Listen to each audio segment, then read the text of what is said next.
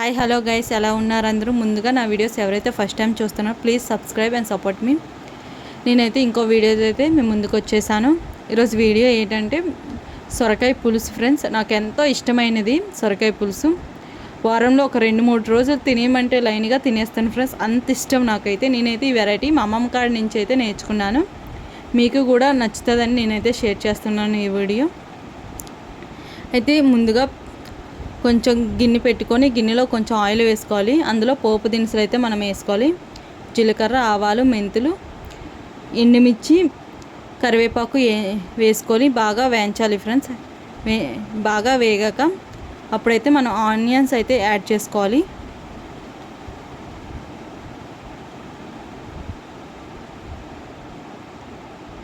Onions అనేవి బ్రౌన్గా వచ్చే వరకు బాగా వేగాలి ఫ్రెండ్స్, అది ఇంపార్టెంట్. బాగా వేగాక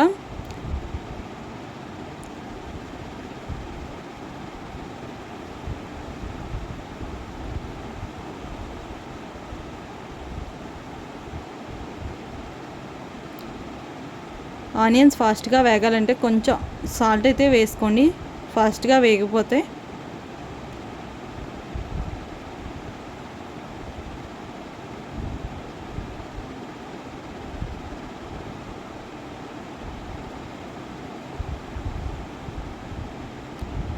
ఆనియన్స్ వేగాయి అనేటప్పుడు మనమైతే సొరకాయ అయితే వేసుకోవాలి ఫ్రెండ్స్.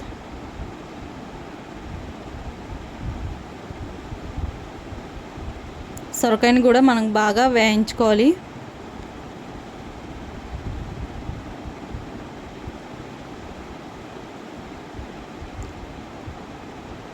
సొరకాయ బాగా వేగింది అన్నప్పుడు మనమైతే పసుపు, కారం అయితే వేసుకోవాలి. అలాగే వేసుకోవడం వల్ల మనకి పులుసుకి అయితే కలర్ అయితే వస్తుంది ఫ్రెండ్స్.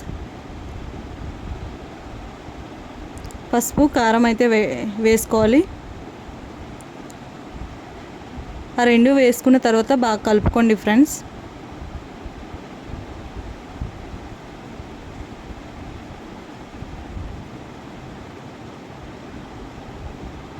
బాగా కలుపుకున్న తర్వాత మనమైతే చింతపండు పులుసు అయితే వేసుకోవాలి. చింతపండు అయితే వాటర్లో నానబెడతాం కదా, అది ఆ వాటర్ అయితే వేసుకోవాలి.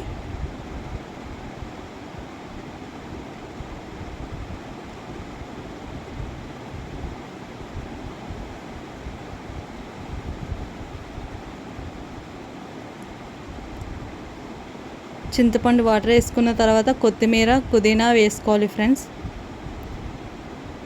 కొంచెం పచ్చిమిర్చి, మనకి ఎన్నైతే పచ్చిమిర్చి 1 లేదా 2 పచ్చిమిర్చి అయితే యాడ్ చేసుకోవాలి.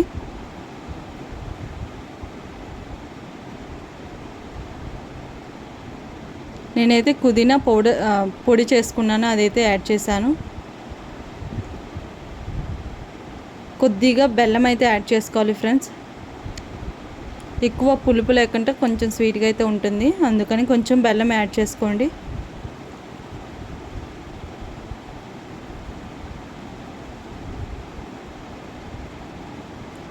పులుసుకి కావాల్సినంత సాల్ట్ అయితే యాడ్ చేసుకోండి ఫ్రెండ్స్.